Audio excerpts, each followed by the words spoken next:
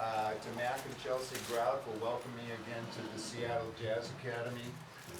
You know how Facebook is always reminding you of your memories, and I found out that it was just almost a year ago exactly. I did a presentation here called From Ragtime to Jazz. And that focused on the evolution of the music from 1900 to 1920 with a specific emphasis on Seattle. The recordings from that era, many of them are non-existent.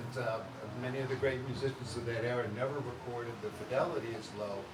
And I thought, wouldn't it be great to have a pianist to demonstrate these styles? And so, talking around in our music community, everyone said, well, Alex Guilbert's the guy to talk to. And the reason is that this music's really difficult to play.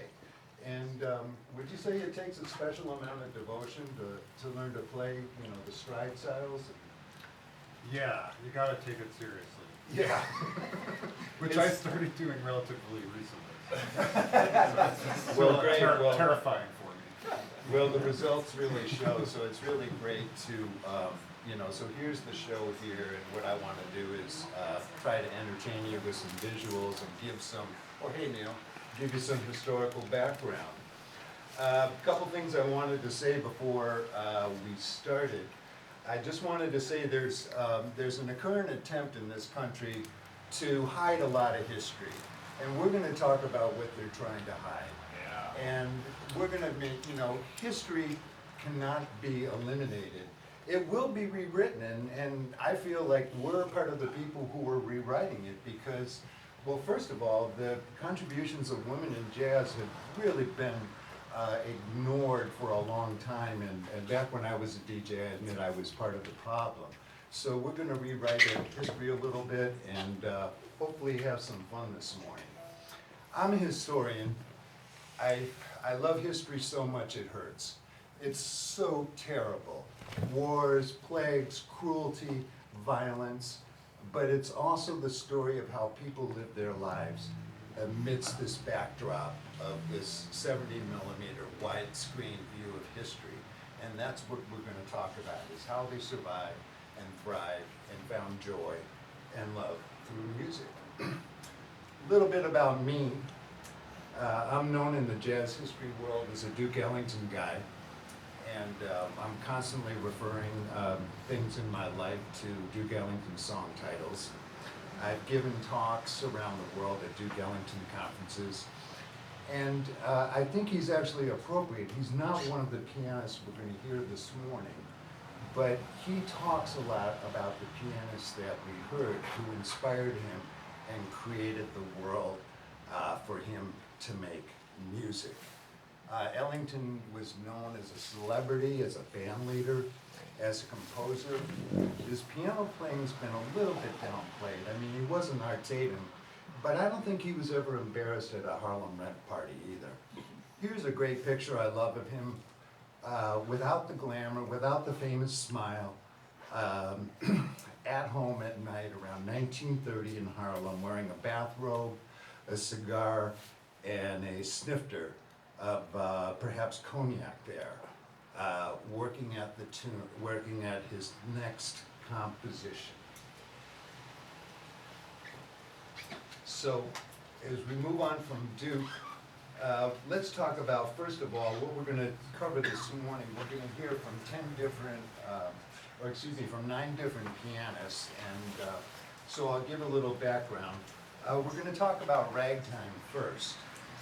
Strictly speaking, ragtime was a written down form of solo music for solo piano. And that's what we'll be talking about this morning. Not the larger world of what was called ragtime, but specifically the piano music. It was a genteel parlor music of noble and staid character, of exquisite beauty. But ragtime became applied to just about everything. I mean, it was a huge fad around the turn of the century. It was adopted by marching bands like John Philip Sousa's, and the band formed by his trombonist, Arthur Pryor. It was an exciting time after the Civil War. Tons of musical instruments were available at the end of the Civil War when the military bands dissolved. Ragtime also was a dance music The cakewalk at the turn of the century, to the craze of dancers Vernon and Irene Castle and James Reese Europe Society Orchestra. It became, the term ragtime became used for just about everything, some of it not even syncopated. It's a hybrid music, and we're going to hear this from Alex in a minute. The left hand has got that famous, the left hand technique where the 1 and the 3, they typically play one note, and on the 2 and the 4, they play the chord and alternate back and forth. The excitement comes in from the syncopation on the right hand, which musicologists will point to Africa as the source for that. And the best thing to do, I think, is to hear it. So, well, let me tell you a little bit more about Scott Joplin first. I'm sorry, I want to get to the show. Scott Joplin was the greatest practitioner of ragtime music. The music had debuted, it really began in the bars and bordellos after the Civil War. It became, the public became aware of ragtime at the 1893 Chicago World's Fair. There's a lack of contemporary documentation of this. It's more oral history. Pianists gathered, and many of them informally, on the outskirts of the fair and exchanged ideas. It soon became a national fad. The first tune that was labeled ragtime was published in 1895, and its greatest practitioner here is Scott Joplin. I've been talking a lot. Why don't we hear some Scott Joplin? Some more. Yeah, Let's see me. Okay. This is called Swipesy Cakewalk. We mentioned the cakewalk. And actually, the cakewalk was a dance that developed before the Civil War. And it's kind of an interesting dance. As Ken said, the dance and the music was a craze, but actually the cakewalk was developed before emancipation, and in the dance itself there was this very like formal part to it, where I think that how it evolved was that the slaves were they were mocking the landowners and masters, as they call them, in the dance itself. So you can see these. There's still remnants of this in the 1890s in the cakewalk. But it also, just like all this stuff, there was also an ugly side. It became part of like minstrel shows, and so there were black practitioners of the cakewalk, and then there were also very racist depictions of the cakewalk in culture. Just like all of this stuff, there was this mishmash of Common theme in America. brilliance and Yeah, So, and I had a question really quick. I just butt in with my questions. But ragtime, is that a backward-looking term? Like, was it dubbed ragtime later on, or what? Like, was it called cakewalk music? Like, was there a cakewalk music? Like, when this first piece we're talking about at the World's Fair came around, was it already called ragtime? the term ragtime came about. They called the rhythms ragged, and so Right. that's how it referred to came from. And so the syncopation, yeah. yeah, it was already out there around the time Scott Joplin published Maple Leaf Rag in 1899. So it had been like, and Tom Turpin before him, a few years before him, had published the first rag. Also, I mean, notably, this was like the first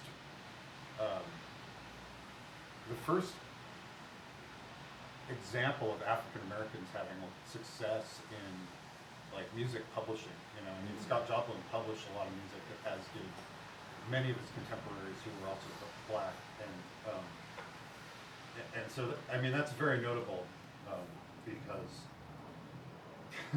it was the first step in in a long struggle towards that still exists today, obviously. So anyway, this is called Sweitzy Cakewalk, and it's a cakewalk, and I'm going to play it like a cakewalk. Ken's gonna dance. I'll never, yeah.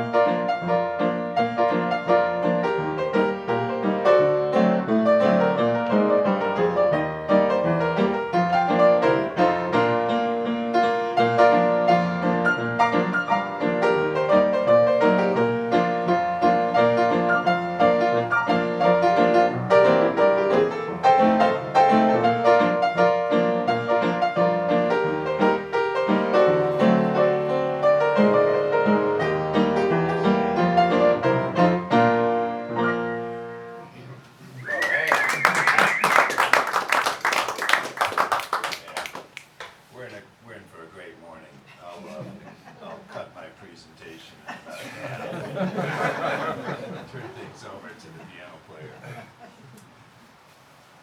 Can I butt into the question? Yeah, Does well, anybody go right improvise? ahead. A little bit, yeah. A little bit? Yeah. It's, you know, it's hard to speak the language of 150 years ago, but I try to throw in a little bit of improvisation. That's just great. It's easy to speak the language of 100 years ago. That's It's an extra 50 That's right, years. it's really complicated. Yeah. Okay, Scott Joplin, born in Sedalia, born in Texarkana, Texas, November 24th. His birthday's coming up, 1868.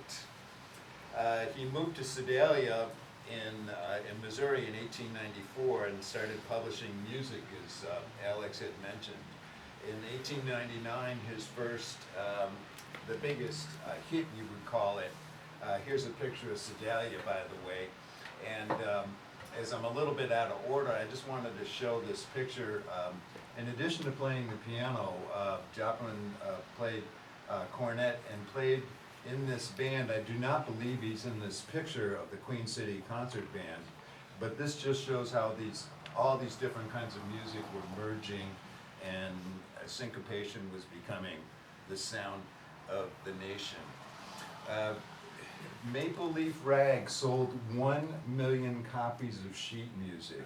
Remember, this is before records had become available. This is way before radio had become available.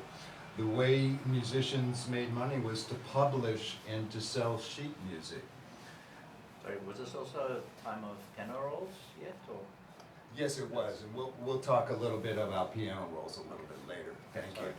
That's great. But think about that. This was in 1 million homes in the United States.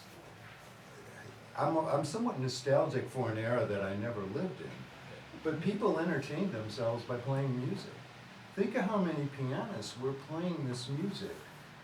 And an interesting aspect of that is many of the pianists in the house were the women, because they were not as many in the workforce then. They had the time.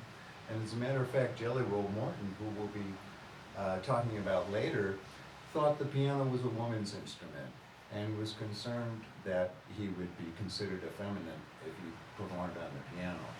And so, of course, he spent the rest of his life overcompensated.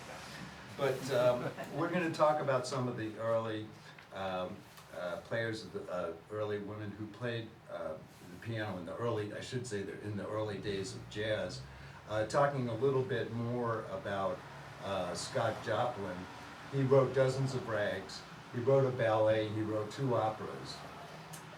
He was, in his later life, he was really obsessed with his opera called Treemonisha, which was only performed once in his lifetime.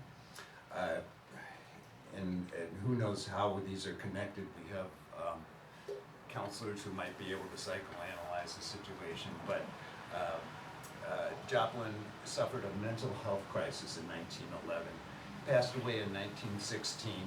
Treemonisha was only performed once in his lifetime. It, many years later, had a run on Broadway, and since then has been revived many times. Let's move on from Joplin, certainly the most influential, but just one of many ragtime pianists and composers.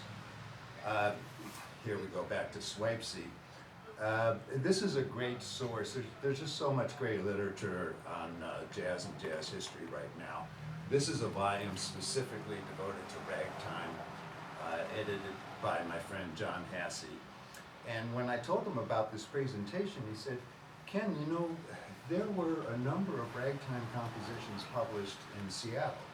And I knew nothing about this. And of course, you know, former curator of American culture at the Smithsonian immediately sent me a list of all the ragtime compositions that were published here in Seattle. Here are a couple of them.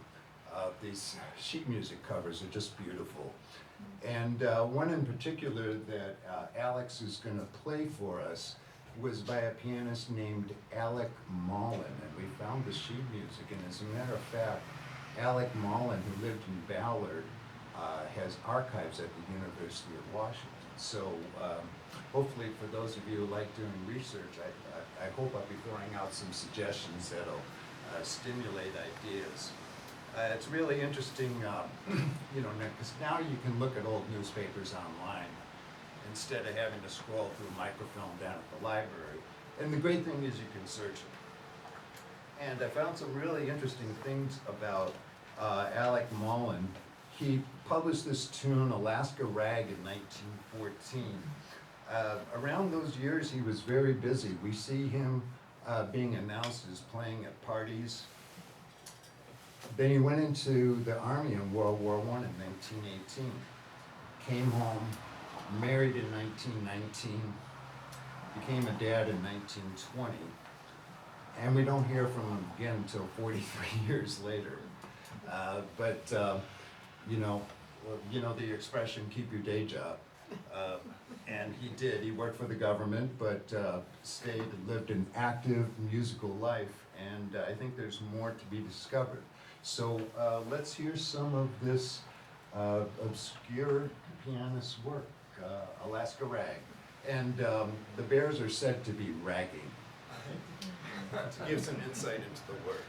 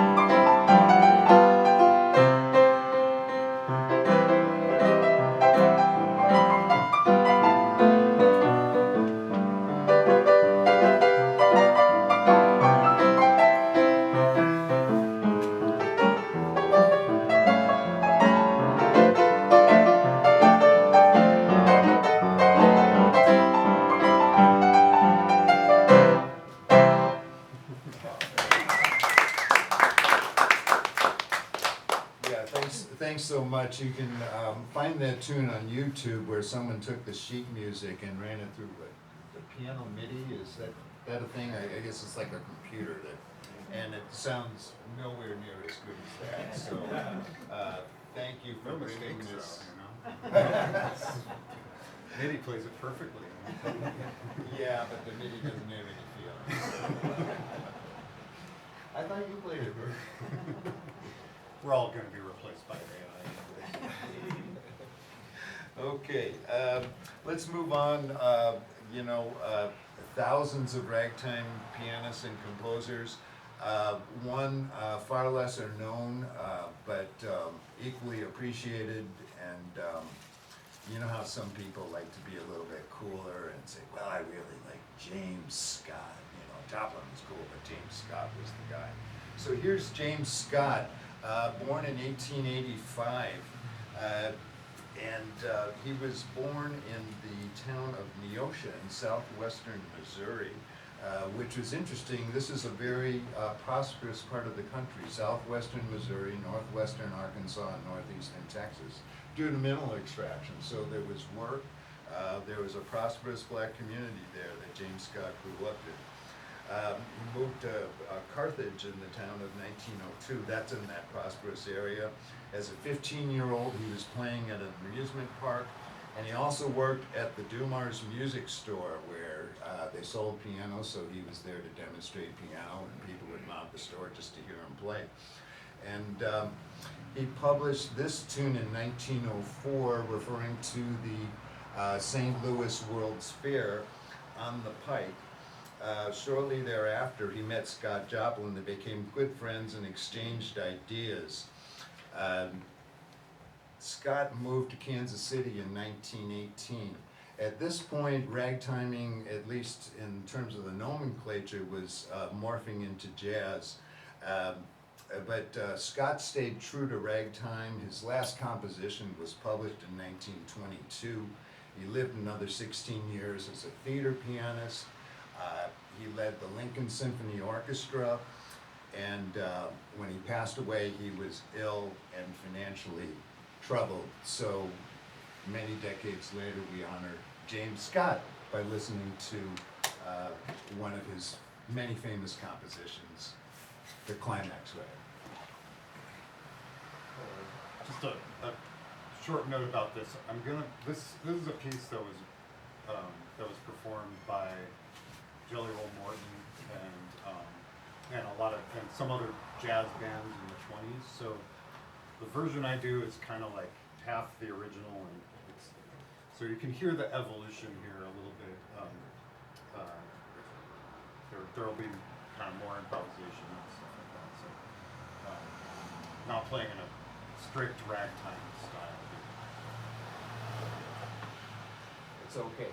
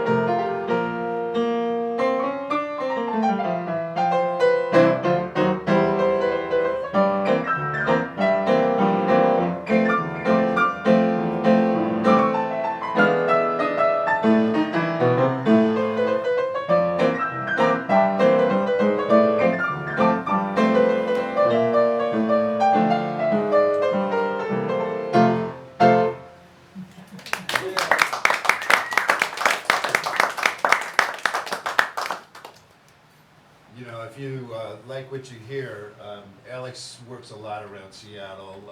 Second Thursday nights at Jules May Saloon in Georgetown. Yeah. He curates the Piano Starts Here series at the Royal Room. We have one on Wednesday. Great, and that's with Sun Ra? Some Fletcher Henderson. Wow. And he plays for swing dances. You teach lessons too, I presume? Yeah, here. Here, okay, great, great. So just really great to connect with Alex. We're gonna move on. We're gonna talk about a little bit about Seattle. I know many of you were here last year, and I've incorporated part of that presentation into today's talk. So if this is redundant, my apologies. But I did want to talk about a group, Paul DeBarros and I refer to them as proto-jazz. They were playing music that we might identify as jazz, but the name jazz hadn't been invented yet. So let's talk about the Wang Doodle Quintet. The leader of the group is the gentleman in the upper right, who is the patriarch of Seattle jazz, and his Frank Waldron, and his pianist was Cody Jones. So let's talk a little bit about Cody Jones. As I mentioned, the importance of women pianists in the early music. She was born in 1889 in Los Angeles, so she's about 25 years old in this piano. She was the church organist at the Grace Presbyterian Church at 1807 24th Avenue, just south of Madison. She married the Reverend's son in 1917, and they later moved to Los Angeles. But certainly her role in this Wang Doodle Quintet must have been important. We just don't know what she sounded like. Maybe next time, I know some of the tunes the Wang Doodle Quintet plays, so maybe Yeah. take a look at those. I played those. Oh, great, right, yeah, no, right. And the other pianist I want to talk about is Lillian Smith, who I've talked about at length beforehand.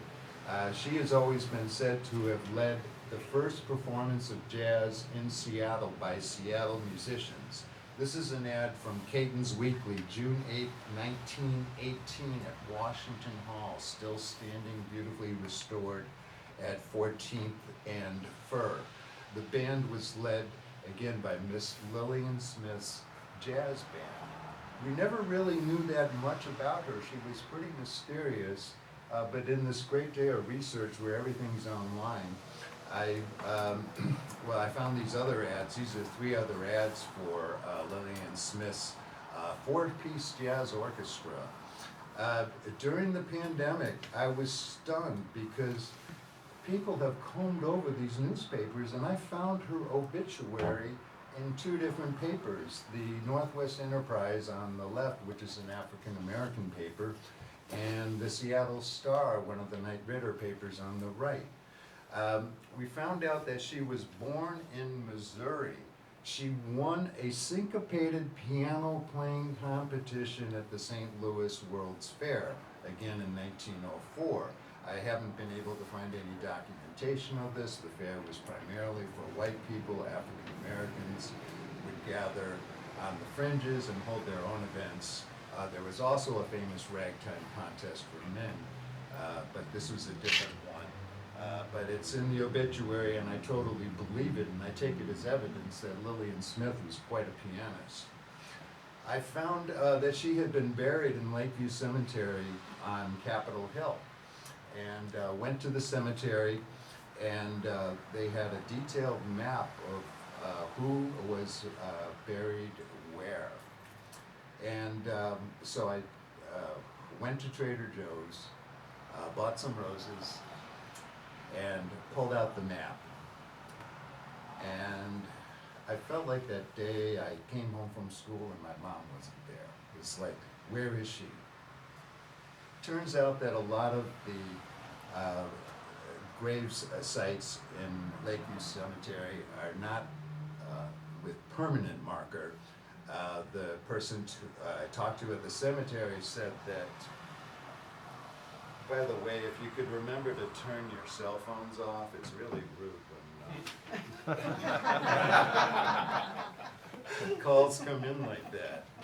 So the person at the cemetery told me that many persons were buried with a temporary marker that would last about 25 years. So her, Lillian Smith, the matriarch of Seattle Jazz, is in an unmarked grave, lays in an unmarked grave, and I would love if we could put a memorial stone and commemorate her, and I don't think it would be that expensive. Also, we don't know what Lillian Smith looked like. I would pay for someone to paint a painting of her from the back, because we don't know what she looked like, but I've got a picture of her at Washington Hall, and okay, maybe I need to paint it myself. Okay, so let's take a little sidestep. We were talking about the origin of the term ragtime. Well, what about the origin of the term jazz? I mean, we can't even define it now. I mean, is Kenny G jazz? You know, or is some kind of a, I don't even know what your kids are doing now. I'm not even sure if we call it jazz, but you're hooking it up with computers and you know, all kinds of stuff. So who knows what jazz means anyway? But Dr. Lewis Porter of the Rutgers Institute of Jazz Studies likes breaking up myths, and he tells us that everything we've heard about the origin of the word jazz is a myth. That it relates, that it's a vulgar term, or that it related to jasmine-scented perfume worn in the bordellos of New Orleans. But you know, the New Orleans musicians said they never heard the word jazz till they went north. And I believe it was Max Roach who said that it were white people who started calling it jazz. And Dr. Porter pointed to the use of the term in sports. There was a pitcher for the San Francisco Seals who said he threw a jazz ball, meaning a curveball. And by 1913, we have this article where a sports writer, in previewing the upcoming season for the San Francisco Seals, says they're going to play with jazz. And jazz is an attitude, it's enthusiasm, it's energy. And I think that's a good way to look at the music. The music is not so much a thing, it's a way of playing music. So let's move on to Jelly Roll Morton. You ready to play something else? We'll talk about Jelly Roll in a minute, but Sure, yeah. Yeah, this is a, as Ken will probably tell you all, Jelly Roll did spend some time in Seattle and Vancouver. yeah, we'll talk a lot. So I'm doing it's a coast-to-coast medley, Stratford Hunch and Seattle Hunch by Jelly Roll Morton. You know, and, before you start, Alex, I wanted to pick out, you know, because I specifically requested Seattle Hunch, and it deals with, obviously, Jelly Roll's time in Seattle, and he had a number of professions, and one of them was gambler, and evidently he wasn't very good, and so he played a hunch and was evidently chased out of town. The oral history on that, but I wanted to show something from Seattle from that era.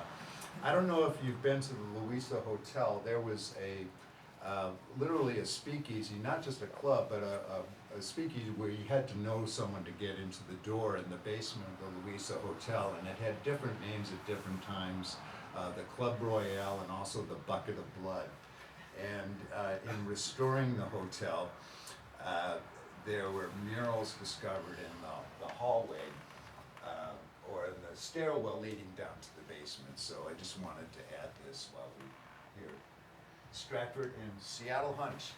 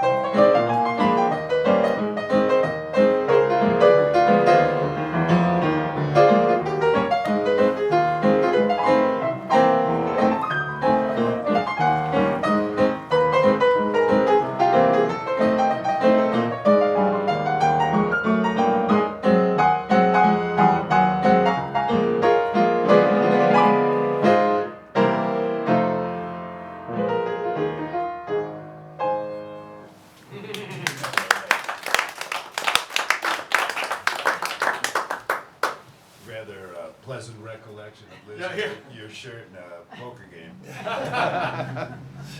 Jelly Roll Morton, what a character. His life's full of contradictions, very mysterious. His life story was made into a Broadway play starring Gregory Hines. Talked about his different roles, the inveterate gambler, pool shark, raconteur, and other less savory occupations. Certainly Jelly Roll would have loved the attention, but it focused on him being condemned to hell for bragging that he invented jazz. And you know what? He had a right. And he annoyed a lot of people, but his work had been taken by others, and jazz had been recorded before he did. And I could imagine him just walking into a room saying, I invented that shit. And it was a rhetorical statement. And certainly it was bragging, but many people I find who do jazz research like to interpret these things literally. But I think he was, he had a right. But to him, and to many, again, like we were talking about baseball, it's not what you play, it's how you play it. It's the attitude you bring to it, and what he brought to it was not just attitude, but he brought the blues. He brought, he could read music, he wrote music, he published some of the first compositions. He's considered by just about every musicologist as the first great jazz composer. This is an excellent book, and I could, start a book club just by recommendations. It's been a lot of fun. This is called Dead Man Blues, Jelly Roll Morton, Way Out West. We'll talk a little bit about his life. He was born in New Orleans in 1890. He left in 1907 and spent the next 16 years living a peripatetic, did I get that right? Peripatetic existence. He traveled a lot, and spent part of that time out here in the Northwest. He was in Los Angeles, actually in Las Vegas. That's Anita Gonzalez, who he later said was the love of his life, and she says that she managed me. Anita had a great business sense. She had a rooming house in Las Vegas when there were about 6 buildings on the Strip. Later moved to Los Angeles, and from there up to Vancouver when he was offered a job with a great Seattle pianist, Oscar Holden. They played here at the Patricia Cafe and Hotel in Vancouver. What has really surprised me, though, in reading about Jelly Roll is how much time he spent in our area, and not in Seattle, in Tacoma. It's kind of hard to admit that. I mean, I think talking about the great Jelly Roll Morton was in Seattle. Well, he was in Tacoma because, and I've been talking with Paul DeBarros about this. Anita had a boarding house. You can imagine what kind of boarding house this was. And Paul tells me that someone recollected, we just have oral history on this, that Anita's boarding house was located in Ponders Corner, which is very close to Camp Lewis, where there were 60,000 American soldiers stationed. And here's a great postcard I found of a typical YMCA social night crowd at Camp Lewis. And I suspect that some of Anita and Jelly Roll's clientele came from this group. But again, what's really surprising is that we have documented as well as we can that he spent 9 months in Tacoma, and this was done by Phil Pastras, the article, who found postal money orders that Jelly Roll had purchased in Tacoma. So we have him in Tacoma, of all places. We do have documentation of one gig he played in Seattle at the Entertainers Cabaret at 1238 Main Street. Clearly he must have played in Seattle many more times. And here's our barrels as we got to. We're gonna jump ahead now to our next pianist, Lovey Austin, who Alex suggested, and I'm sure glad he did. She brought the blues. She was a great blues composer. Around 1920, a blues craze started with recordings by Mamie Smith, and many recordings were made. They were referred to as race records of black artists sold to a black audience, but they became popular. They spread among the target audience. Here's a picture. There's not too many photos of Lovey Austin from the era, but they describe her as the only girl pianist of the race who has ever played for records. This is 1923.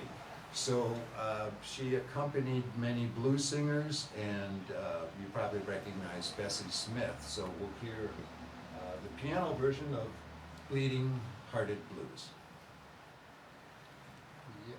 I'll point out also that James P. Johnson, so we got some foreshadowing here. James P. Johnson recorded this piece, Bleeding Hearted Blues, and I'm going to play it kind of like the way he did. So.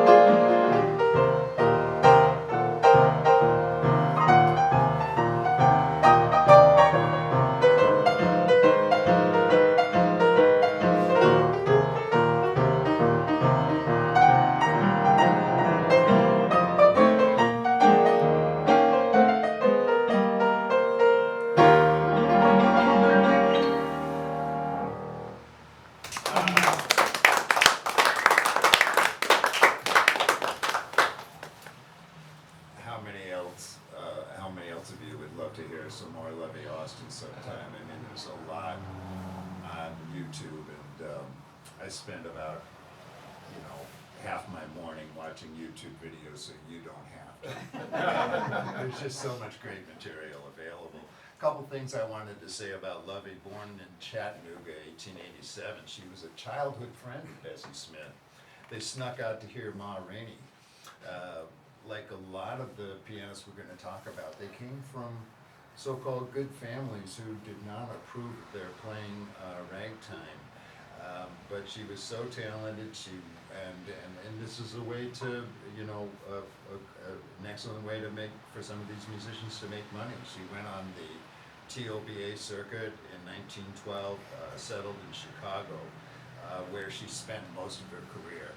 And she was a great inspiration to Mary Lou Williams, who we're going to hear from at the end of our presentation this morning. We're going to jump ahead now to New York. Jazz and history does not move in a linear fashion, but we've been kind of brought up with this narrative of jazz being born in New Orleans, taking the riverboat up to Chicago, even though the river doesn't go to Chicago. And then from there, taking the train to New York. This history of jazz totally annoys my friends in France and England who look at the international. So it's complicated. I'm trying to synthesize a lot of history for this presentation this morning.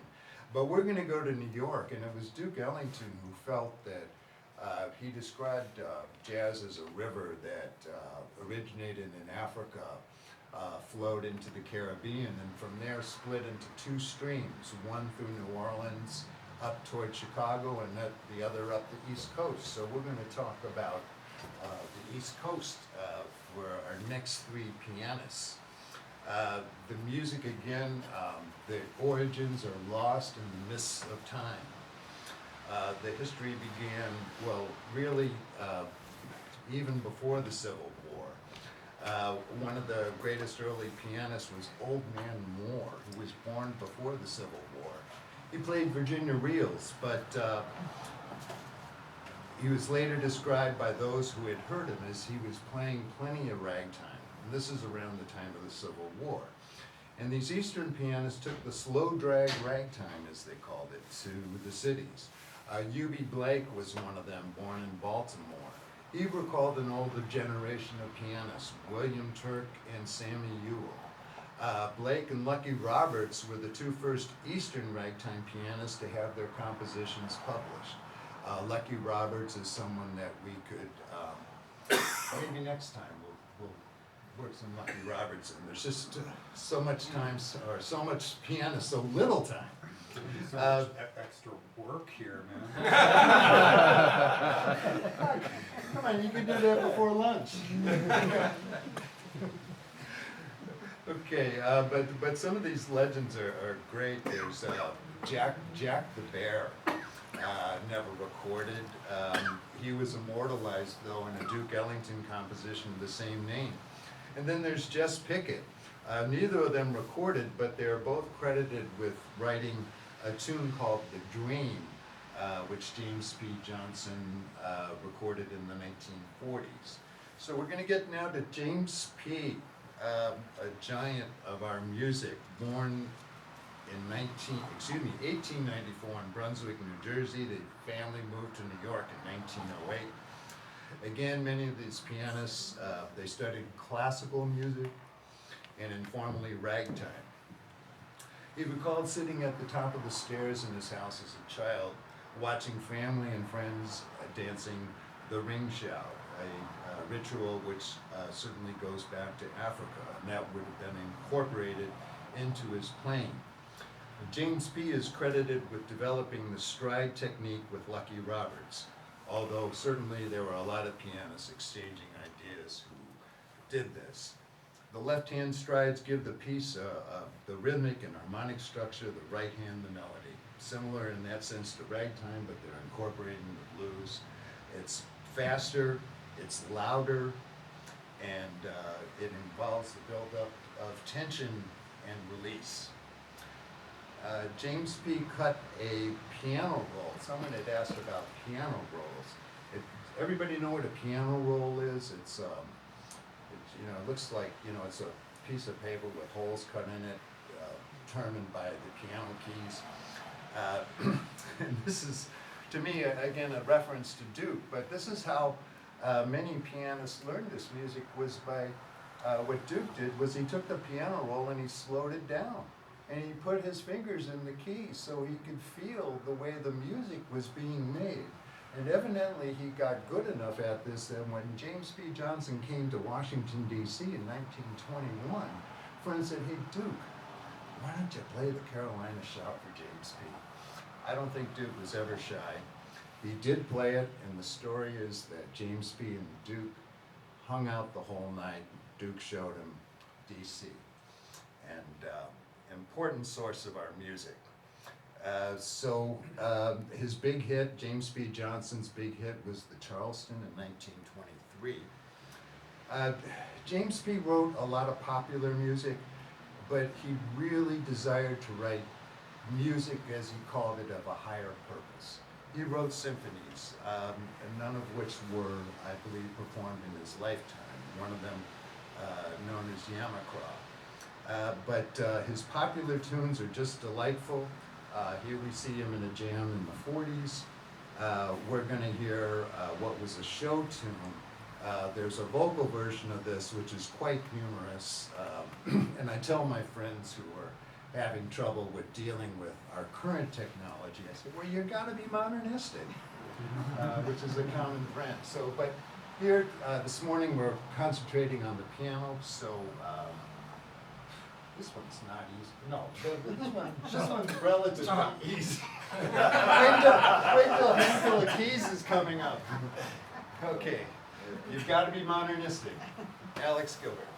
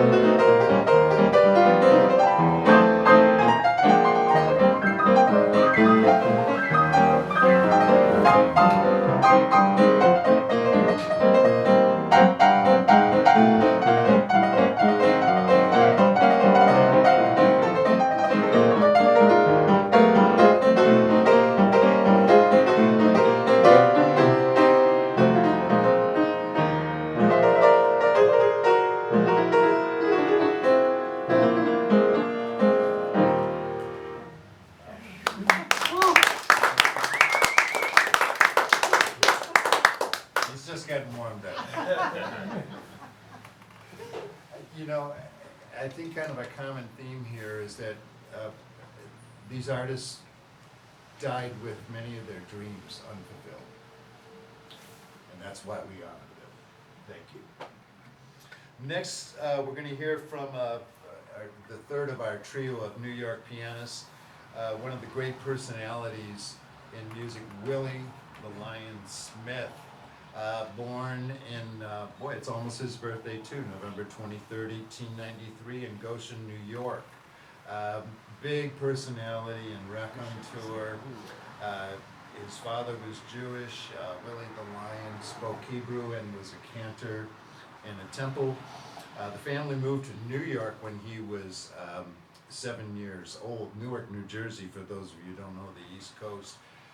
Newark was known as a tickler's town. A tickler, you've got a tickler. Any other ticklers in the group this morning? Piano player? None? Wow. Okay, great.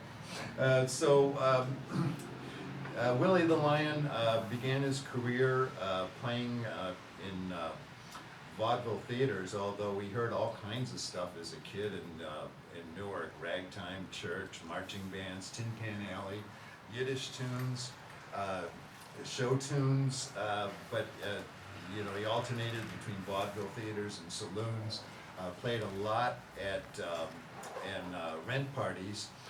The Lion met the great Lucky Roberts in 1913, it said, and a year later met James B. Johnson in 1914 and they became close friends. Willie was enlisted in the Army in World War I. He was not one of the Harlem Hellfighters. He was in a different brigade led by another great musician, Tim Grimm, and their regiment, the 370th, was known as the Black Devils. The African-American troops had to fight under French command in World War I. The French revered them, and Willie the Lion's French commandant said, "You're like a lion with that gun," and the name stuck. Willie the Lion was equally combative at the piano. Although I don't think anyone got killed, I imagine some feelings got hurt. He would tell pianists to get off the bench and said, "I'll show you how that's done." You know, he's a gladiator at heart, but he loved to beautify things. He loved melody with beautiful, adventurous harmony. Willie the Lion said he was playing Debussy in the left hand and Chopin in the right. I have that backwards. He was playing Chopin in the left and Debussy with the impressionistic melodies in the right. We're going to work this one out. Here's a picture of, I love this photo of Fats and Willie the Lion. Fats will be our next pianist after this. I imagine they're not looking at the score to their next piece. It looks kind of like a racing film to me. You know, we talk about artists who didn't have their ambitions realized or were not appreciated in their lifetime. Here's a photo I love. This is from Duke Ellington's 70th birthday party with Duke. It was held in the East Wing of the White House. 1969, Duke's 70th birthday, so made sure that his mentor, Willie the Lion, was there. So here's a nice piece for November. Willie the Lion's one of his favorite, one of everyone's favorite Willie the Lion compositions, Echoes of Spring.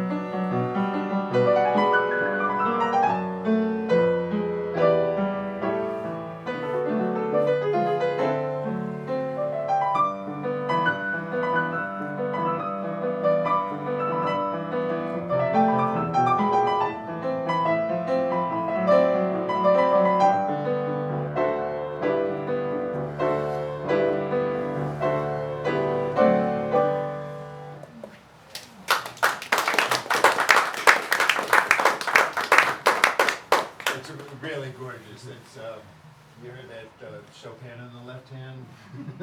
Is it Debussy or Debussy? Debussy in the right. Willie the Smith wrote that, Willie the Lion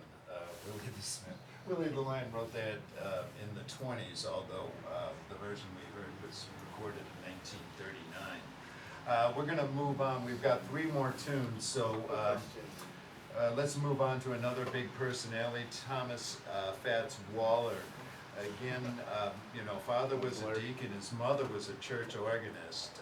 He, again, Fats was a prodigy. He met James P.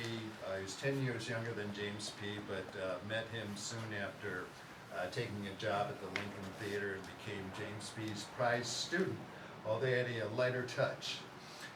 He performed solo with small group and big bands, including those of Fletcher Henderson and William McKinney.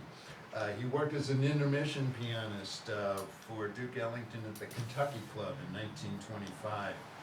He had great popular success. He was a prolific songwriter, great humor, endless source of melodies. Popular hits included Ain't Misbehavin' and Honeysuckle Rose, which are just 2 of them. He swung real hard, but with contrasting delicacy. And by the way, if you ever get a chance to check out some of Fats' recordings on organ, they're absolutely fantastic, and there's nothing like it in the jazz discography. He managed to play the organ at the famous Notre Dame Cathedral in 1932. He broadcast extensively over WLW, a powerful radio station. His commercial success somewhat obscured his artistry, so we're going to hear the piano artistry. You got your warmed up? Handful of Keys, Fats Waller, 1929.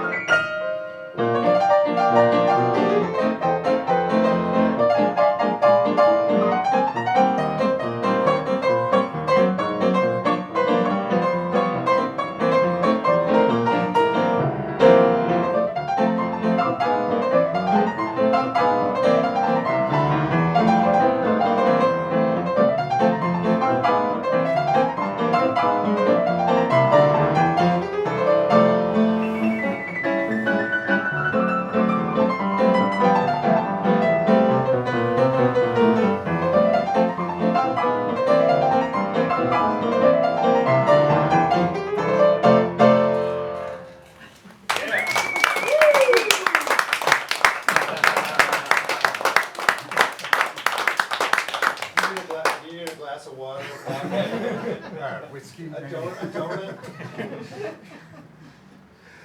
You know, it's, I mean, the ability required to play this piano is really remarkable, and I know James P. and particularly Fats and Willie the Lion were really proud of what the Eastern ragtime pianists had accomplished. They felt that the music that they created was superior to that of Ragtime and Jelly Roll Morton, and due particularly to the strength of the left hand, much more complicated left hand.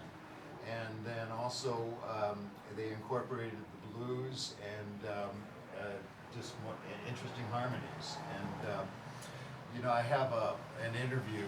Duke Ellington rarely criticized anyone publicly, but I have a private interview with him where he talks about the pianists in the West. And the West back then was New Orleans, St. Louis, Chicago, and the East, of course, New York, Baltimore, Philadelphia. And Duke said that if he were a pianist in the West, he would be ranked number 2 or 3, but in New York, he was around number 100. So, just a lot of great stories in jazz. So, let's move on. Again, thanks for your attention. You know, we're struggling to come up with a title for this presentation. We came up with the birth of jazz piano, which was not one isolated event, but an evolution that occurred over the years, and it involved thousands of people, and we're just concentrating on 10. But Alex and I were talking, and he feels that in his mind, Earl Hines was the first modern jazz pianist. And the reason is that he broke away from that strict left hand of stride piano and freed up the right hand for more melodic inventions. Like many of the pianists we've heard, he studied classical music as a child. His mother also was a church organist. He played in the local Eureka brass band in Pittsburgh. Again, a prodigy. He studied classical music, but like many, was attracted not just to the music, but to the opportunities to make some money doing so, because the classical world was almost entirely shut off to African Americans. He always felt that he wanted to play piano in the style of the trumpet, and as a matter of fact, he recorded some legendary duets with Louis Armstrong in 1928, and it's almost impossible to think of any other pianist who could play duets with Louis Armstrong and not just be totally overpowered by pops. So Earl Hines was very futuristic, always looking ahead. Some people say that he was playing jazz before there was jazz. He worked a lot in Chicago, led a big band, broadcast live from the Grand Terrace Ballroom. He had a band in the early 40s with Charlie Parker and Dizzy Gillespie. He suffered injuries to his head in 1946, gave up leading a big band, continued to play solo until his death in 1983. Dizzy Gillespie wrote, "Earl Hines' piano is the basis of modern harmony. The little guy came out of Chicago. He changed the style of piano. You can find the roots of Bud Powell, Herbie Hancock, and all the guys who came after that." So we're going to, oh, here's Earl. Here's an article from the Daily World about his broadcast from the Grand Terrace, and we're going to hear pretty cool looking dude. We're going to hear Down Among the Sheltering Palms, which is a tune that Alex has chosen for us. So. Yeah, the reason I chose this, I'll just say, is because one thing that Earl Hines did that was he focused more on popular tunes of the time, which is what jazz became. So the stride pianists all had their show tunes, you know, their show pieces that they used in cutting contests, and they played popular tunes, but he really just wanted to play popular tunes and just improvise. Like, he was really an improviser's improviser. And so this is kind of a Down Among the Sheltering Palm's definitely a pop tune from the time, and what he did with it was nothing short of miraculous, and I'm gonna try and come up with a facsimile of that. Are you, Josh? are you improvising this? Yeah, there was improvisation. Yeah. I'm gonna try and play it as best as I can like Earl Hine.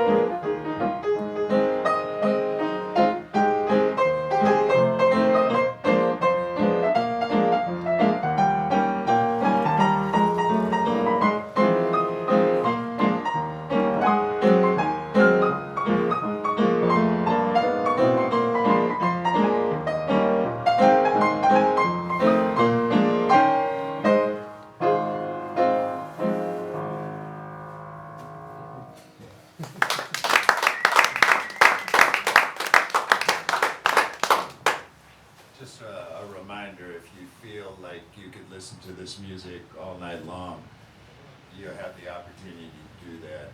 Jules May Saloon down in Georgetown and other locations around town. Follow Alex on the Gram, Facebook, TikTok. No. No. No. True Social. Substack. Okay.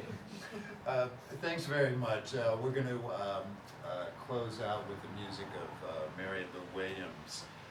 Quite simply, one of the greatest, if not the greatest persons in jazz history. As Duke Ellington, again referring Duke, she was perpetually contemporary. Born in Atlanta, May 8th, 1910. She grew up in Pittsburgh. Another prodigy. The story is that when she was a child, her mother, holding her on her lap, simultaneously played a pump organ, and when her mother got up, Mary picked up the organ and played it back note for note. Her mother, Virginia, ran to tell the neighbors.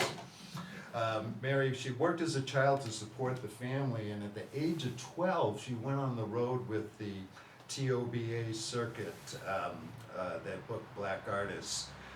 They worked in a band supporting the dancers Seymour and Jeanette. The gig began at the Lincoln Theater in New York and Harlem, ran for 42 weeks. She worked as an intermission pianist, even though she would have been underage at Connie's Inn. She met Duke, worked with his musicians at one point. She struck up a long friendship till the end of Fats Waller's life, when again she heard something Fats played and she played it back by memory, note for note. The abilities of these, the talents of these musicians are unbelievable. She moved back to Pittsburgh from New York and then Memphis in Kansas City when her husband, John Williams, joined Andy Kirk's 12 Clouds of Joy, excuse me. There's Mary Lou Will. Here's Andy Kirk and his 12 Clouds of Joy, one of the important big bands, a territory band in Kansas City in 1927. She would eventually, actually not too long after moving with her husband, became the band's pianist, arranger, and composed a number of tunes, including Walkin' and Swingin' and Mary's Idea. Perpetually contemporary, as Duke mentioned, she mentored the greats of the bebop movement in the 1940s, having Dizzy Gillespie and Tad Dameron over to apartment sessions at her place. She went on to just an unbelievable and varied career. She wrote the 12-part Zodiac Suite, performed it with an orchestra at Town Hall in New York in 1945. She converted to Catholicism in the 1950s. She wrote a number of pieces of sacred music while continuing to perform jazz with the trio. Ever modern, she performed in duet with Cecil Taylor at Carnegie Hall in 1977. And as Duke again would say, she was soul on soul.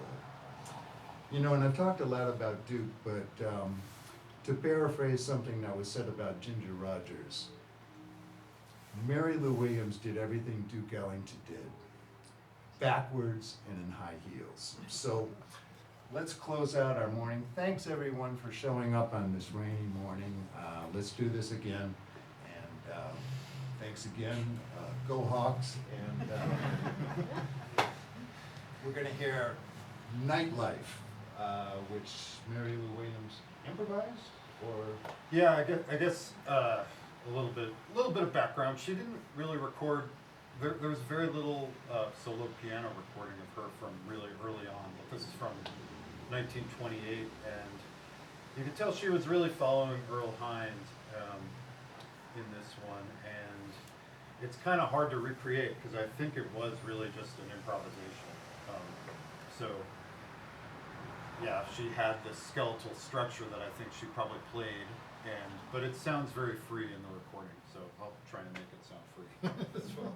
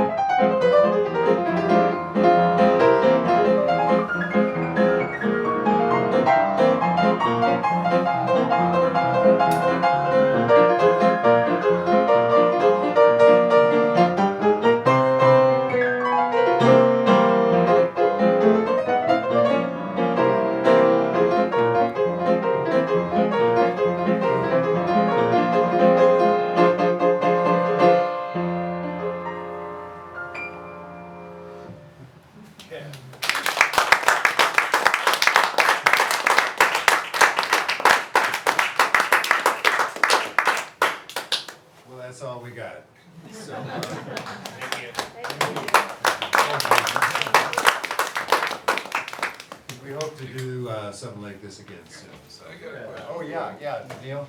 So you talk about New York, Chicago, and what, New Orleans, those are the three. St. Louis, early ragtime centered around Missouri. What about Kansas City? Yeah. I know Mary Lou Williams. Yeah, right, that again, yeah, we just touched on that with Mary Lou, but that was certainly a great jazz center in the 30s during the Pendergrass regime where everything was legal. in Kansas City. Even what was illegal was legal. I think the point that Ken was making is that people say that jazz was born in New Orleans, but it really was all over the country. I Right. mean, there's Texas, I mean, San there are a lot of people Francisco. from Texas, and like Yeah. Boogie Woogie piano was invented there, and San Francisco. So,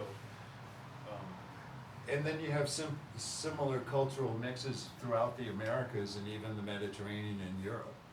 And this is why my friends in France kind of politely roll their eyes when people talk about jazz being uniquely an American art form, because it's a synthesis that it's complicated and we're all part of it and it continues to evolve. So. You ever see the movie The Last of the Kansas City Blues Devils?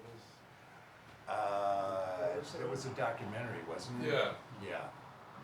There was a, Robert Altman did a great film, I think it was called Kansas City. Was it Jason? Yeah, where. He had a bunch of great jazz artists in that. Well, time. Jerry Allen plays Mary Lou Williams Yeah. in that, so highly recommend it. So. Okay. Quick question as well. Yeah, You talked sure. about tickling. I'm kind of new to the piano, so what is tickling? This one. That was a nickname for pianists, were ticklers, because they were tickling the piano. And another one was plonkers. But I heard Willie the Lion referred to the Chicago pianists or the West Coast pianists as plonkers. So I think ticklers are better than plonkers. More refined. Great question. I think we have another one here. Oh, yeah, sure. That sounds slightly tangential, but you have that one mural that you showed from the Louisa Hotel. The murals there are tremendously more interesting than someone would realize from that one shot. There's a That's my photo, Joe. Sorry? Sorry. I actually photo documented all the art Yeah, in there. no, it's tough. And, I was, the thing is that there's couples of mixed races. There's one couple which is 2 women. There's one couple that's 2 men. There's one with a man with 2 women on his arms. yeah. This is probably early 30s in Seattle, and it's just fascinating to see that this was what you saw as you entered that club. It was obviously sending an indication of welcoming people in a way that you don't think of existing in Seattle at that time. What club Well, is it? yeah, you would go south of Gessler is The where. club was called Yeah. the Royal, and it's what's known as the Louisa Hotel building. Right. And the murals are not generally. Theater Owners you can- Booking There's a window you Association, can look but through and the, sort of see them. It's Nickname not for it normally was open to tough the on public. black But- artists, Right. But or tough on black asses. derrieres. But if you want to find those look up. If you want to find them online, Wikimedia Commons Louisa Hotel, and you'll get the category on Commons that has. Yeah, all the and photos they're and still stuff. there, and Yeah. I know they're working on ways to make it more public Yeah, viewing because you can available. kind of see it through a window, but you can't Right. really see it well. Which is why it's If you important want to have see it, online. contact me, and I know the owner of the Yes. hotel. I'll give her a ring. Can we thank Ken and Alex one more time? Yay! And thank y'all for coming. I'm Jason Parker. I'm the outreach director here, and I am excited because I am hosting the next Sunday morning here at Seattle Jazz Academy, which will be Sunday, December 7th. I'm a freak for collecting old jazz vinyl, and so I have thousands of records in my house, and I'm going to bring a stack of them and play them for you here, and kind of an old school, old style listening session where we can listen to some tunes, talk about the tunes, like actually check out the physical artifact that is the record from like 1950, that kind of stuff. So if you into that kind of stuff, you just want to hang and drink coffee and listen to some great jazz music, come and join us December 7th. Now, are you talking vinyl or acetate? Vinyl. Yeah. Vinyl, Vinyl. okay, I don't deal in acetate. Yeah.